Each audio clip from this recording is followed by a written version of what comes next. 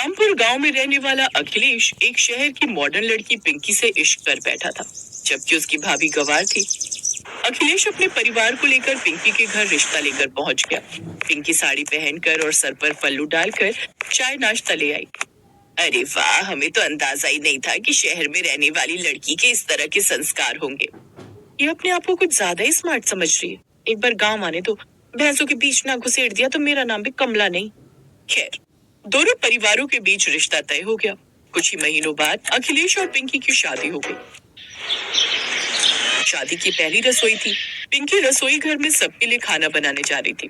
तभी वहां पर उसकी गंवार जेठानी आ गई। अरे अरे, वहां कहाँ जा रही हो? तुम एक गांव की बहू बनी हो तो देखना तो पड़ेगा ही कि तुम्हें गांव के काम आते हैं या नहीं। भाजी, मैं भले ही गांव में नहीं रही हूँ, लेकिन मैंने गांव के कल्चर के बारे में बहुत पढ़ा है। मुझे हर काम आता है। सासू माँ, ससुर जी, देवर जी, सभी लोग यहाँ पर आ जाइए।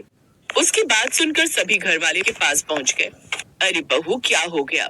आप लोग मेरी बात ध्यान से सुनिए। पिंकी शहर की लड़की है, लेकिन गांव की बहू बनने की जिद कर रही थी। हमें ये देखना होगा कि क्या इसे गांव के सारे काम आते हैं। इसलिए पिंकी खाना इस रसोई घर में नहीं बल्कि मिट्टी के चूल्हे पर बनाएगी। अरे वाह, ये तो बड़ी अच्छी बात है। बताइए, कहाँ पर है मिट्टी का चूल्हा?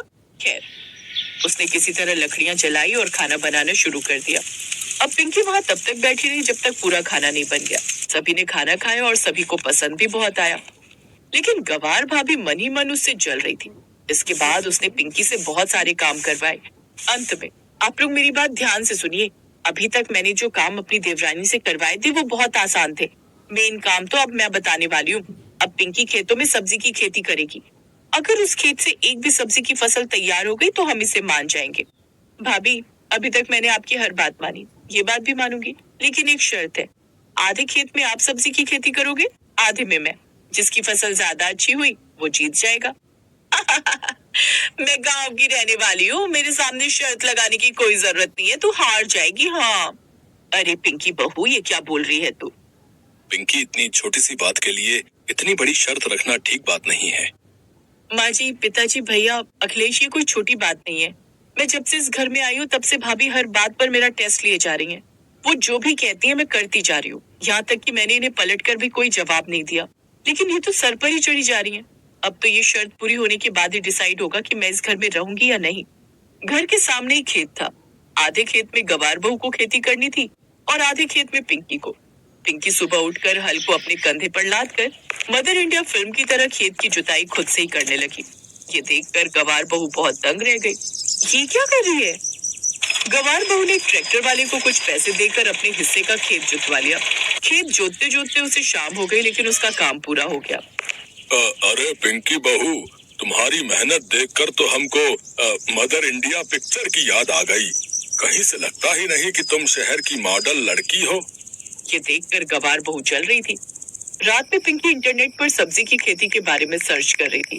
कीटनाशक दवाइयों का और खाद क्या डाली जाती है ये सब पढ़ रही थी।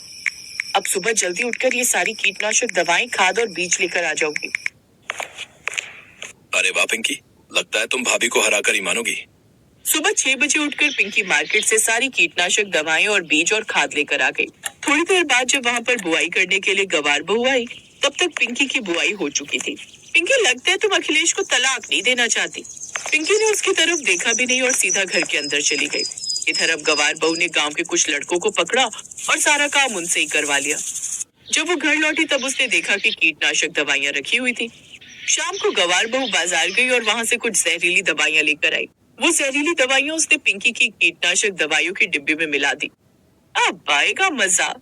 अगली सुबह फिर से पिंकी जल्दी उठ गई। उसने कीटनाशक दवाइयां उठाई और अपने खेतों में छिड़कने लगी। मैं भी कितनी मतलबी हूँ। भाभी पढ़ी लिखी नहीं है, इसलिए उन्होंने कीटनाशक दवाइयां तो डाली ही नहीं होंगी। आजकल इतना प्रदूषण है कि फसल सुरक्षित नहीं है। भाभी के खेतों में भी थोड़ी कीटनाशक दवाइयां डाल देती हूँ। पिंकी ने वही कीटनाशक दवाइयां गवार बहू के खेतों में भी डाल दी। ऐसे ही दिन बीतते गए। कुछ महीनों बाद दोनों के खेतों में छोटे छोटे टमाटर, छोटे छोटे लौकी, लेकिन उसमें छोटे छोटे काले काले धब्बे थे, क्योंकि कीटनाशक दवाइयों में जहर मिला हुआ था। गवार बहू का बेटा अपनी माँ के खेतों के टमाटर तोड़कर खाने लगा। आहा, टमाटर बड़े मजेदार, ओ टमाटर बड़े मजेदार। धीरे धीरे रात हो गई, लेकिन वो घर नहीं लौटा। भाभी, चलो बाहर खेतों की तरफ देखते हैं। सब लोग बाहर खेतों के पास गए तो देखा उसका बेटा खेतों में बेहोश पड़ा था। उसके मुंह से झाग निकल रहा था। अखिलेश, जल्दी से डॉक्टर साहब को बुलाओ, लगता है इसने कुछ गलत खा लिया है। वो लोग अपने बेटे को घर ले आए और थोड़ी देर बाद डॉक्टर साहब भी आ गए। डॉक्टर साहब ने उसकी जांच की तो पता चला कि उसने जहर खाया है। ये जानकर सभी लोग हैरान हो गए। बेटा, कितनी बार मना किया है कि किसी अनजान का दिया हुआ कुछ खाया मत करो। माँ, मैंने तो कुछ भी ऐसा नहीं खाया था। मैं जब घर आ रहा था तो खेतों की तरफ देखा, लाल लाल छोटे छोटे टमाटर लगे हुए थे, तो मैंने बस टमाटर ही खाए थे। तुमने पिंकी के खेतों के टमाटर तो नहीं खाए थे? नहीं माँ, मैंने तो अपने खेतों के ही टमाटर खाए थे। एक मिनट कमला, अगर वो पिंकी के खेतों के टमाटर खा लेता तो क्या होता? ऐसा सवाल क्यों पूछा तुमने उससे? उस गवार बहू का बेटा मरते मरते बचा था, इसलिए उसे खुद के ऊपर बहुत गिल्ट महसूस होने लगा। मैं आप सबसे माफी मांगना चाहती हूँ। आज मेरी वजह से मेरा बेटा मौत के मुंह से वापस आया है। मैं गवार लड़की हूँ। जब पिंकी मेरी देवरानी बनकर आई तो मुझे उससे जलन होने लगी, क्योंकि वो पढ़ी लिखी मॉडर्न लड़की थी। इसलिए मैंने उससे सभी गांव वाले काम कराने शुरू कर दिए। एक दिन मैंने देखा कि वो अपने खेतों में अच्छी अच्छी दवाइयां डाल रही थी। मुझे लगा कि मैं हार जाऊंगी, इसलिए मैंने चुपके से इसकी कीटनाशक दवाइयों में जहर मिला दिया था। लेकिन मुझे समझ में नहीं आ रहा कि मेरे खेतों के टमाटर खाकर मेरा बेटा कैसे बीमार पड़ गया। भाभी, मुझे आपसे ये उम्मीद नहीं थी।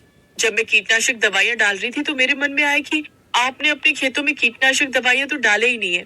शायद आपको इस बारे में पता ना हो, इसलिए मैंने अपनी कीटनाशक दवाइयां आपके खेतों में भी डाल दी। देखा तुमने, इसीलिए कहते हैं कि कभी किसी से जलन नहीं करनी चाहिए। कोई बात नहीं, अब मेरी भाभी को कोई नहीं डांटेगा। जो हुआ उसे भूल जाइए। आज से एक नई शुरुआत करते हैं। उस दिन के बाद दोनों देवरानी जेठानी आपस में मिलजुल कर खुशी खुशी रहने लगी।